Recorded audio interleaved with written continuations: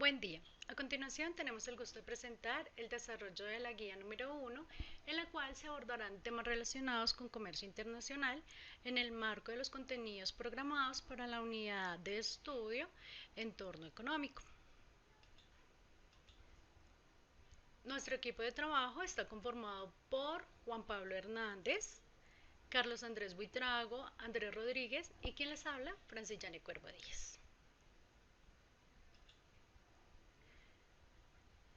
En el desarrollo de la presente guía se presentarán las siguientes temáticas en el siguiente orden. En primer lugar, tendremos el resumen. Segundo, introducción. Tercero, análisis de la empresa EHR SA. Cuarto, la línea del tiempo del comercio internacional. Quinto, el análisis de las ventajas competitivas. Y sexto, las conclusiones. Ahora bien, vamos a iniciar con nuestro resumen. Para contextualizar el presente trabajo es importante indicar que la economía es una ciencia social que nos permite estudiar los procesos de producción, intercambio, distribución y consumo de bienes tangibles e intangibles, así como la creación de riqueza. Ahora bien, en este caso haremos énfasis en el comercio internacional, el cual hace referencia a los movimientos que tienen los bienes y servicios entre países y mercados. En el marco del presente trabajo se abordarán diferentes teorías, entre ellas la ventaja absoluta, la ventaja comparativa y las nuevas teorías del comercio internacional. En las cuales se incluyen una perspectiva de apertura económica que permite realizar el intercambio de productos o servicios utilizando los modelos de competencia perfecta y de competencia imperfecta, según sea el caso. En ese orden de ideas y a fin de ahondar un poco más en las premisas del comercio internacional, se desarrolló una línea de tiempo que será presentada posteriormente. De igual manera, y con el propósito de aplicar los conocimientos adquiridos en el tema que nos ocupa, se hará un acercamiento a la empresa EHR SA, la cual fue escogida por nuestro equipo de trabajo y la cual pertenece al sector secundario de la economía y también terciario. Posteriormente se hará un análisis de las ventajas competitivas de esta empresa y por último hablaremos de las conclusiones a las cuales se llegó una vez desarrollado toda la temática en torno al comercio internacional y pues teniendo en cuenta las referencias bibliográficas sugeridas en el módulo. A continuación, los dejo con mi compañero Andrés Rodríguez.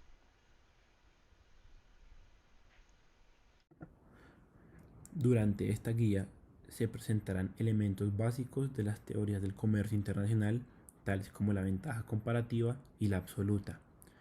Asimismo, tomaremos autores como Adam Smith o David Ricardo de la teoría neoclásica, que recordemos que va de 1870 a 1920. También tomaremos a autores como Alfred Marshall y Michael Porter en la parte de las teorías nuevas comprendidas de 1920 hasta el momento. Vamos a tener en cuenta también factores y modelos de una economía a escala, teniendo en cuenta el segundo y el tercer sector, que son los que pertenecen a la compañía que nosotros escogimos. Presentaremos una línea de tiempo relacionándola a la economía y su entorno. Además, estudiaremos una empresa de tamaño mediano llamada EHR, donde vamos a tomarla como ejemplo para evaluar sus ventajas competitivas. De igual forma, estudiaremos las competencias de nuestro país y sus diferentes sectores. Todo esto con el objetivo que nos permitirá establecer un criterio profesional para la toma de decisiones relacionadas con la economía mundial y de nuestro país. A continuación, los invito a ver un corto video de la empresa que escogimos para su introducción.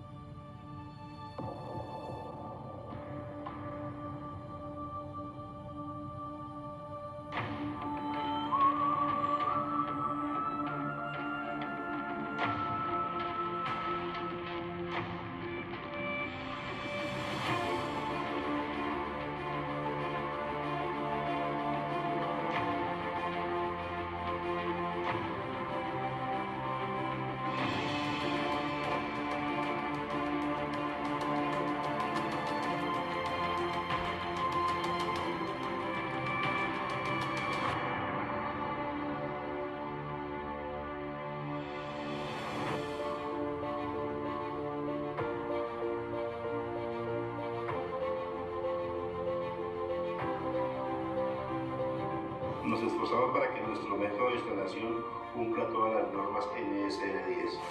Somos innovación. Porque estamos a la vanguardia de la tecnología. Somos EHR.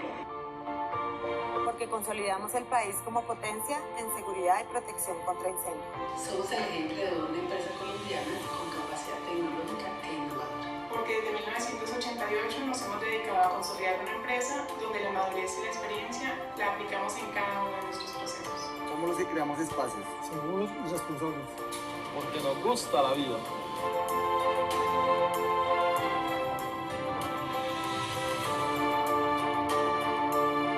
Hemos tenido la oportunidad de participar en proyectos diseñados pensando y respetando el medio ambiente. Por eso nuestras obras cuentan con certificación internacional LEED. Por eso somos estrictos en mitigar el impacto ambiental en las obras de ingeniería que realizamos. Para EHR, velar por la seguridad y salud de sus colaboradores es una prioridad. Es por esto que contamos con un departamento especializado. Somos tiempo exactos. Acompañamos con nuestras obras el progreso de nuestro país. Porque somos el futuro de nuevos proyectos. Somos los que mantenemos vivos los valores que aplicamos. Honestidad. Trabajo en equipo. Respeto. Compromiso. Puntualidad.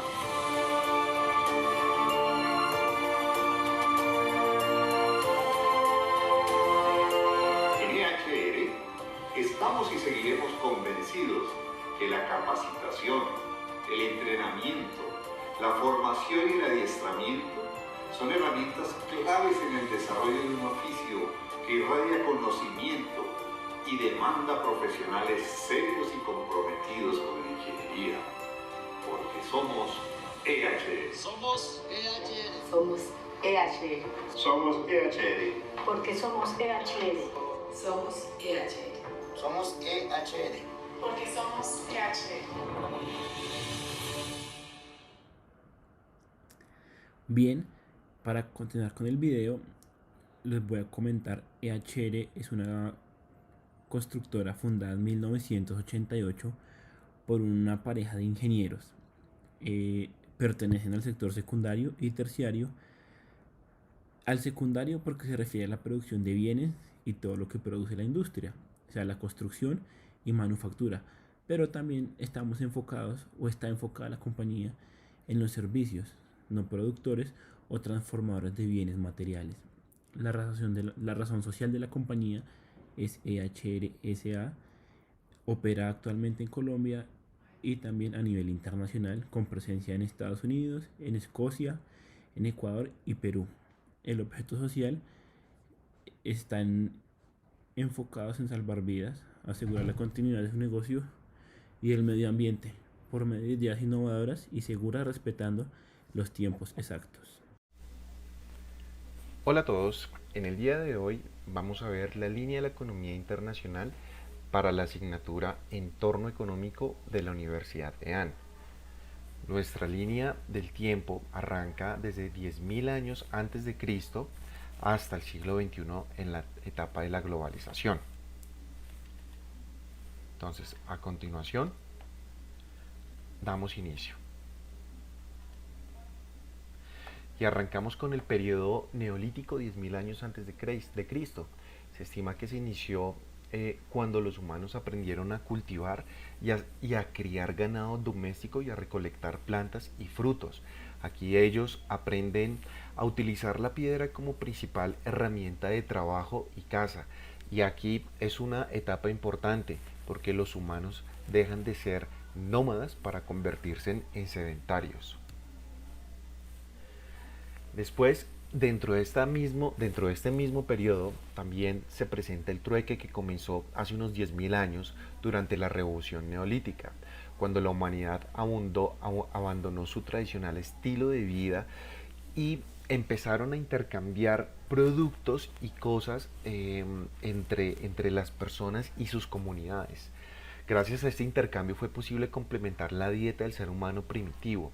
Eventualmente, sin embargo, las dinámicas de intercambio y bienes y servicios se hicieron tan complejas porque finalmente ellos no podían valorar o saber a cuánto equivaldría cada producto que ellos estaban intercambiando.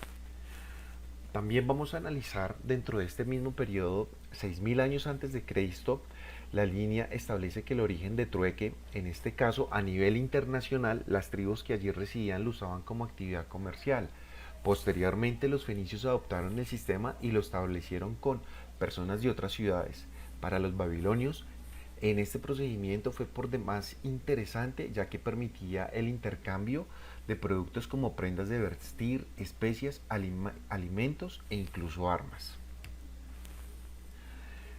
Y esto, el comercio, el trueque internacional principalmente se daba o se dio en los principales imperios a nivel mundial, como el imperio egipcio o el romano. ¿Y cómo comerciaba Egipto? Gran parte del comercio se realizaban en barcos que navegaban transportando mercancías por el Nilo.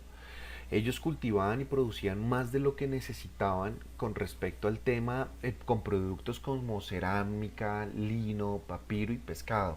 Y a cambio importaban otros productos de los que no disponían mucho, como por ejemplo el incienso del sur de Arabia, aceite de olivas, plata y caballos de Mesopotamia, entre otros productos. De aquí ya pasamos al siglo XV a.C., donde se da el origen de la moneda. Esto se da en la actual Turquía y sale de la idea del rey de Argos. Los materiales utilizados para elaborarla eran oro y plata, ya que eran los metales más valiosos en este momento.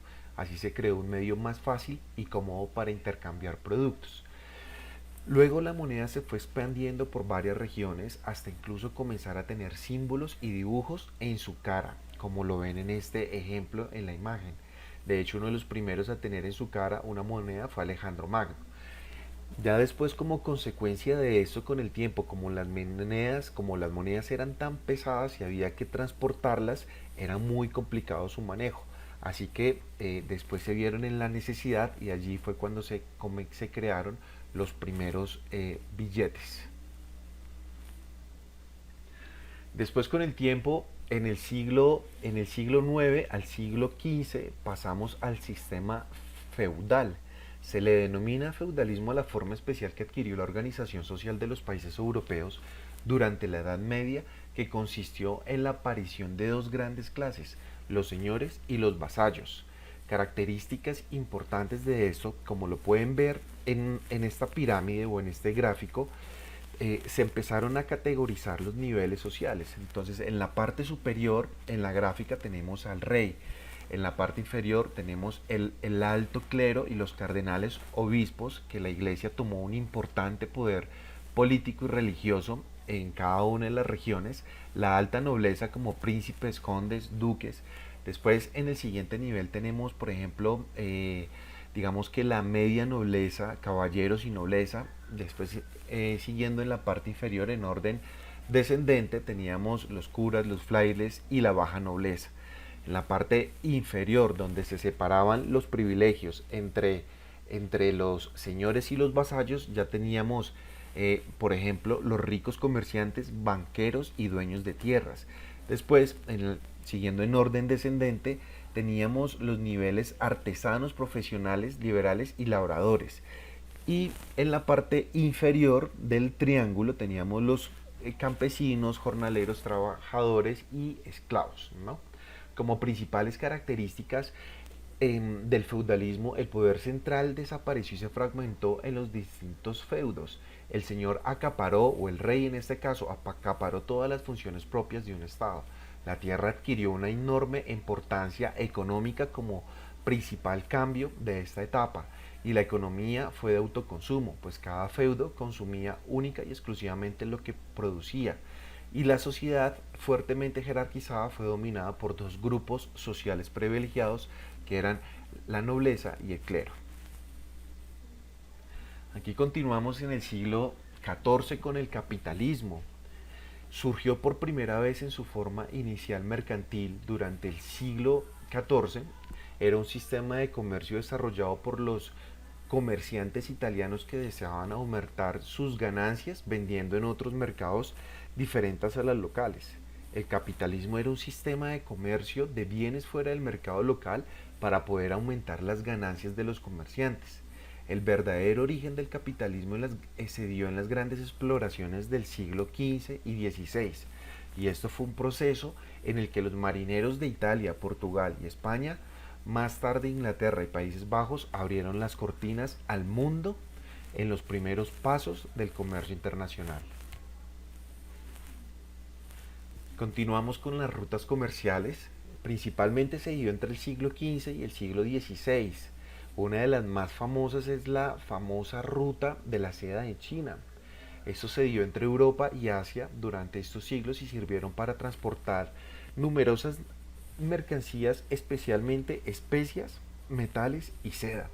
Por otra parte, empezaron a abrirse en algunas rutas marítimas importantes. Los portugueses fueron los primeros que controlaron esta vía tras conseguir pasar el Cabo de la Buena Esperanza y llegar hasta las costas de la India. Como antecedentes importantes, no se puede hablar de las rutas comerciales entre Europa y Asia sin nombrar al pionero en recorrer los caminos entre ambos continentes para establecer lazos comerciales. Se trata del famoso explorador veneciano Marco Polo.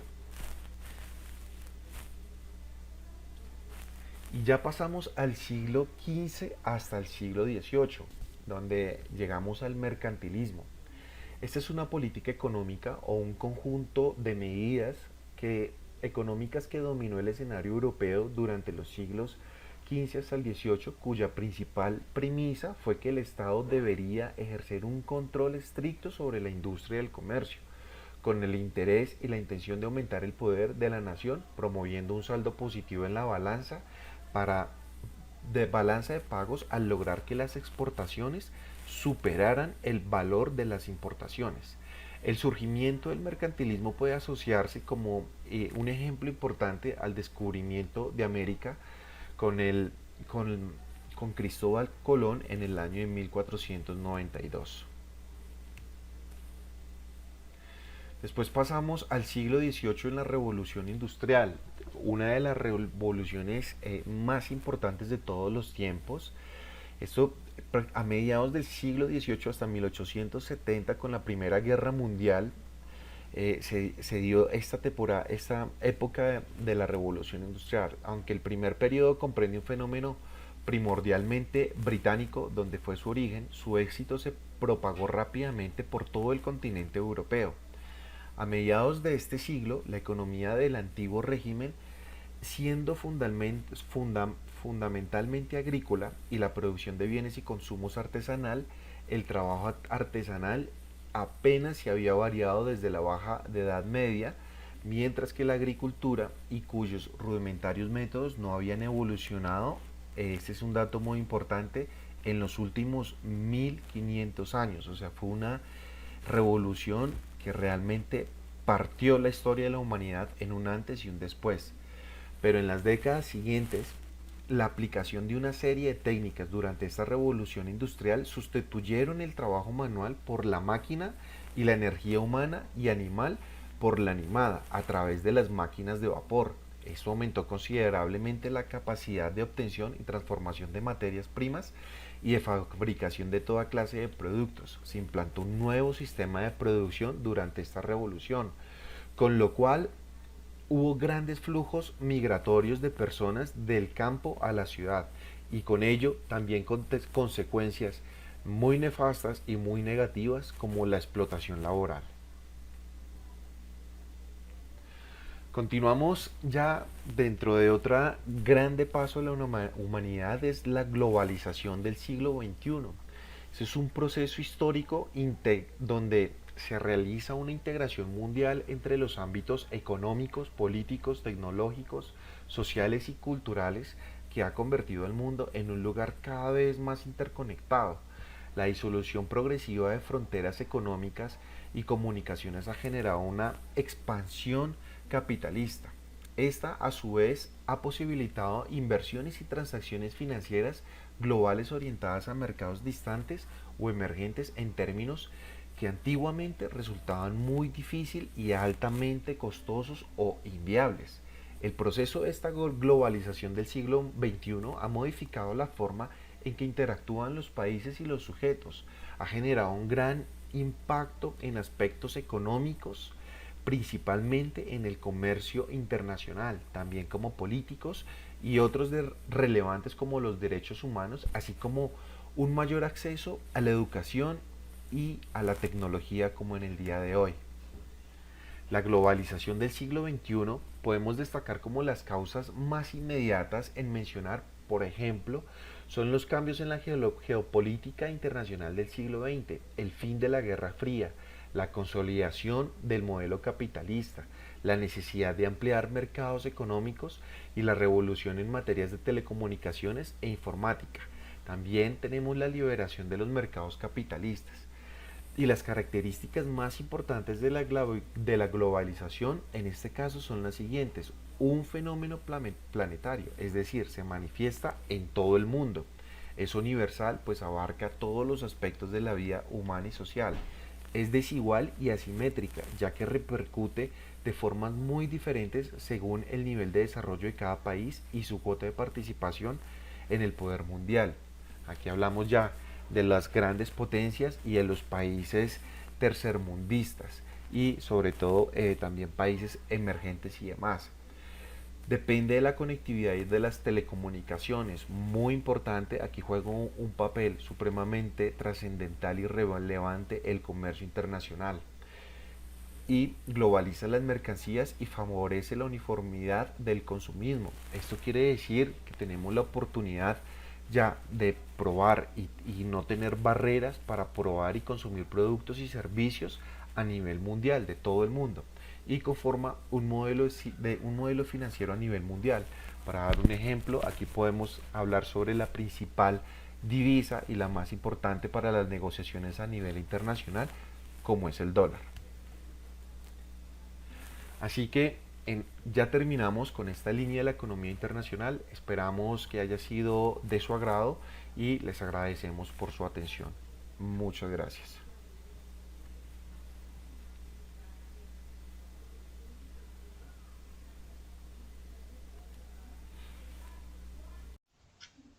Resolviendo los interrogantes en cuanto a si Colombia es un país competitivo y si el sector para el análisis es competitivo, podemos decir lo siguiente. Para evaluar la competitividad de Colombia debemos mencionar inicialmente los indicadores que se deben contemplar para medir el desempeño económico de un país frente a las economías de la misma región. En este caso se tendrá en cuenta la calidad de las instituciones vigentes, por ejemplo, las económicas y jurídicas, el desarrollo de la infraestructura del país, la excelencia del manejo macroeconómico, entre ellos el monetario, cambiario, fiscal y comercial. La innovación, el desarrollo empresarial, el tamaño de los mercados, los logros del país en metas sociales de educación y salud, la eficiencia de los mercados, la inversión en investigación y desarrollo, el desarrollo de los mercados financieros y la eficiencia y funcionamiento del mercado laboral. Creemos que es necesario mejorar las variables que se encuentran en este diagrama. Esto con el fin de ser más competitivos a nivel regional y mundial. Según el Ranking Mundial de Competitividad IMD 2020, Colombia se encuentra ubicada en el puesto 54 de 63 economías evaluadas a nivel global. Por otra parte, a nivel regional, ocupamos el cuarto lugar después de Chile, Perú y México. De acuerdo con lo anterior, consideramos que Colombia es un país poco competitivo frente a economías de regiones Asia-Pacífico, europeas y norteamericanas, principalmente la de Estados Unidos y Canadá. A nivel regional seguimos escalando posiciones. Hoy en día, la principal economía suramericana está en cabeza de Chile, seguida por Perú. EHR se dedica principalmente a la prestación de servicios asociadas al sector de la construcción. Entre estos se destacan el diseño de instalaciones hidrosanitarias, protección contra incendios, detección de incendios y protección pasiva. En cuanto a la competitividad de este sector, creemos que es competitivo a medida que las variables que intervienen sean favorables para el crecimiento de la construcción. Entre estas podemos destacar las condiciones financieras, tasas de interés competitivas y asequibles para la ejecución y compra de proyectos, las condiciones laborales de cada uno de los actores que intervienen directamente en la ejecución de los proyectos y todas las demás variables que el gobierno controla. Cabe destacar que el sector no se centra en la construcción de vivienda de interés social, también abarca el segmento de centros comerciales, bodegas, oficinas y viviendas no bis. Por esto creemos que a medida que el sector crezca requerirán de algunos de los servicios de nuestro portafolio. De acuerdo con datos emitidos por el Gobierno Nacional, se invertirán 1.8 billones de pesos para construcción de vivienda de interés social, lo cual apalancará el sector. Como lo menciona mi compañero Juan Pablo anteriormente, EHR tiene 6 tipos de servicios. Se destacan el diseño, la detección de incendios, la hidrosanitaria y gases, la extinción de incendios, la protección contra incendios, la protección pasiva contra incendios. De la compañía y después de haberla estudiado pudimos destacar las siguientes ventajas competitivas. En EHR cuentan con personal altamente calificado y certificado bajo normas NFPA y NTC. EHR es pionero en el mercado contra incendio con una experiencia de más de 33 años. Cuando hablamos de pionero, se hace referencia a que fue la empresa la que nacionalizó en Colombia los servicios contra incendios de protección. Actualmente es una empresa certificada NFPA en Estados Unidos, NTC en Colombia y miembros activos de ANRACI Colombia. La compañía tiene cubrimiento de proyectos y respaldo a nivel nacional e internacional. EHR tiene sedes físicas en Bogotá y Barranquilla. Una empresa es una de las pocas empresas, por no decir que es la única empresa, con un ingeniero químico especialista en incendios a nivel nacional. Dentro del top 100 del contratistas a nivel nacional, ocupó en el 2019 el puesto 12. Tiene herramientas y materiales importados y garantizados de calidad y, lo más importante, certificados. Tiene gran disponibilidad de stock y músculo financiero para asumir nuevos retos. Posee políticas RSE, donde la responsabilidad social empresarial con sus trabajadores, con sus colaboradores, es de alta importancia para la gestión de la compañía. Es una empresa pionera en sistema integrado y gratuito de instrucción contra incendios. A que se hace referencia, es una de las empresas pioneras en realizar videoblogs y blogs donde tratan de incentivar y hacer entender lo que es una red contra incendio y cómo esta puede salvar las vidas y cómo ayuda también a la economía de un país en proceso como es Colombia, qué pena. Actualmente EHR, como lo veíamos en el video anterior, ha participado en proyectos LEED y actualmente es una empresa que cumple con normatividad LEED, o sea, es una norma medioambiental. Digamos que estas serían las ventajas más influyentes y competitivas a la hora del estudio.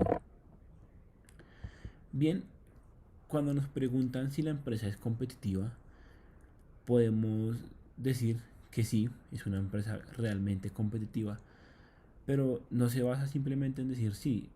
La importancia es saber por qué es una empresa competitiva a nivel económico y a nivel de la teoría del comercio internacional. Bueno, pues EHR es una compañía competitiva debido a que en la actualidad, como dato curioso, se presentan 10.253 incendios aproximados por año en Colombia. Esto se traduce en más de 24.000 viviendas afectadas. ¿Qué quiere decir esto? Que EHR va a tener una posibilidad de trabajo donde va a poder explotar y donde va a haber un intercambio monetario y también laboral. Vemos que EHR cuando trabaja con un 90% de metales y aceros y el otro 10% es plástico. O sea que EHR es una compañía que apoya el comercio internacional con apoyo y apoyando a industrias metalúrgicas en Colombia. También EHR es promotora de la teoría del mercado laboral debido a que, como pertenece al segundo y al tercer sector, se pueden estimar que por el lado de la construcción se generan aproximadamente 720.000 empleos, apoyando, como lo decía, a la teoría del mercado laboral. También, asimismo, podemos ver que EHR es una competencia monopolística donde se aumenta la productividad de toda la industria y se genera una subida de precios de los inputs. Recordemos que esta competencia monopolística nos la planteaba Paul Krugman y también la plantean autores como Philip Kotler y Armstrong. También, y para acabar, EHR también apoya la economía circular o la economía ambiental. Los invito a que veamos el siguiente video para que vean cómo la compañía apoya la economía circular.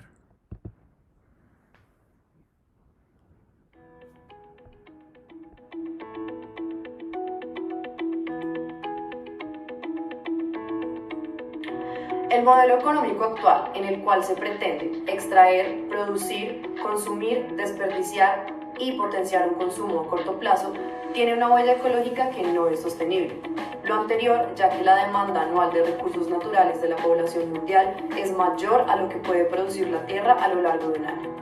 Para ponerle freno a esto, nace la economía circular, un modelo económico que promueve la producción de productos y servicios de manera sostenible, reduciendo al mismo tiempo el consumo de materias primas, energía y recursos naturales.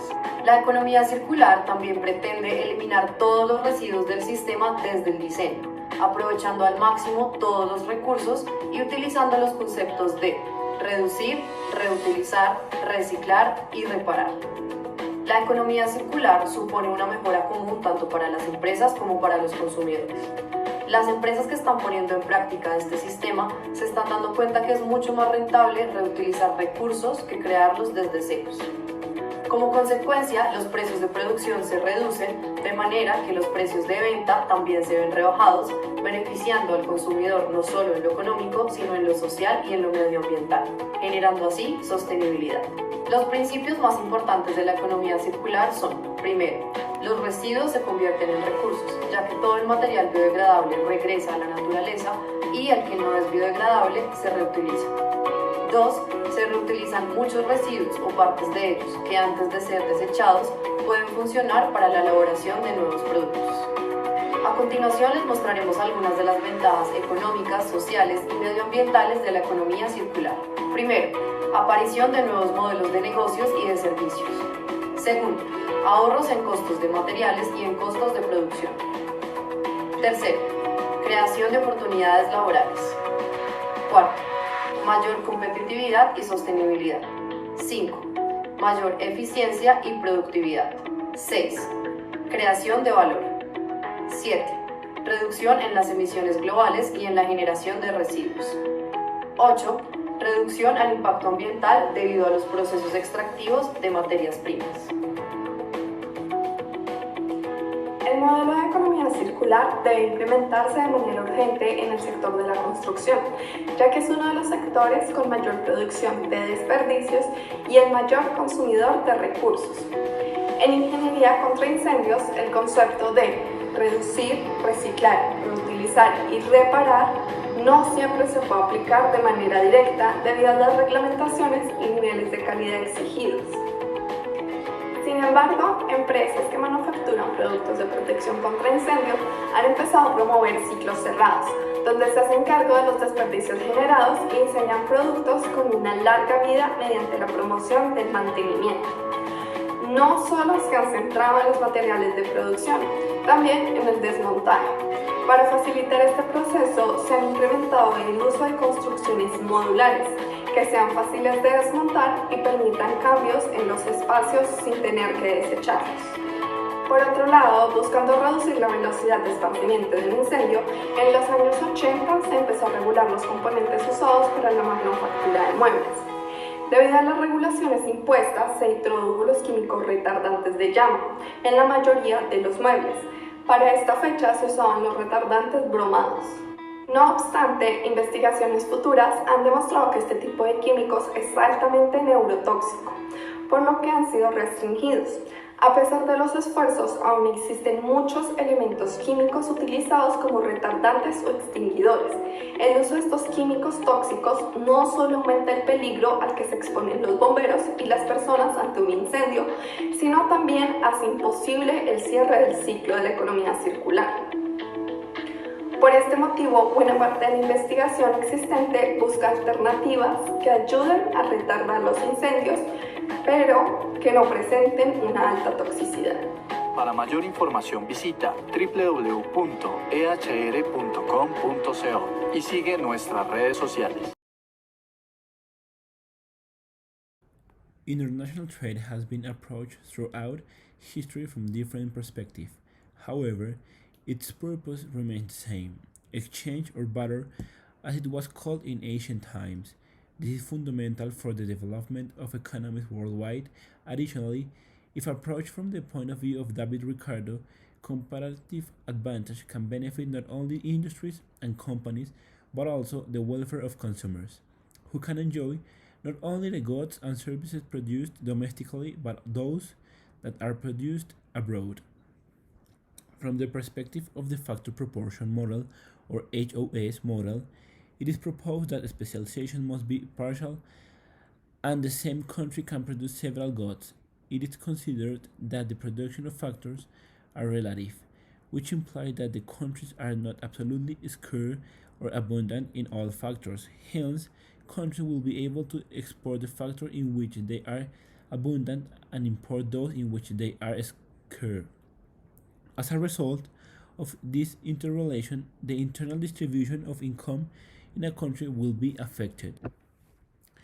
In international trade relations, the price equalization theorem must also be taken into account since they are the conditions that allow the owners of a good to receive the same real value of it, regardless of the country in which it is produced.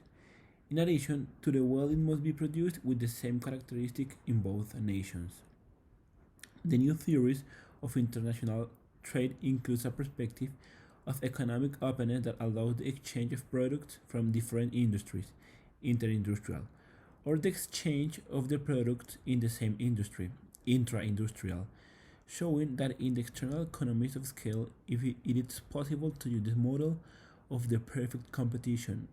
On the other hand, in internal economies of scale, models of imperfect competition are applied, including monopoly, oligopoly, or monopoly competition. It is important to know the economic environment, the one in which the companies move, as well as the possible international commercial alliances that can be established, in order to make an efficient distribution of resources that allow obtaining greater profitability at lower costs, guaranteeing the participation and stability in the market. De parte de todo el equipo de trabajo, les damos las gracias por haber prestado atención a nuestro video y nuestra presentación. Esperamos volvernos a encontrar en una próxima oportunidad. Les recordamos que en el mundo de los negocios, las cosas importantes no son hechas por una sola persona, son hechas por un grupo de personas. Muchas gracias.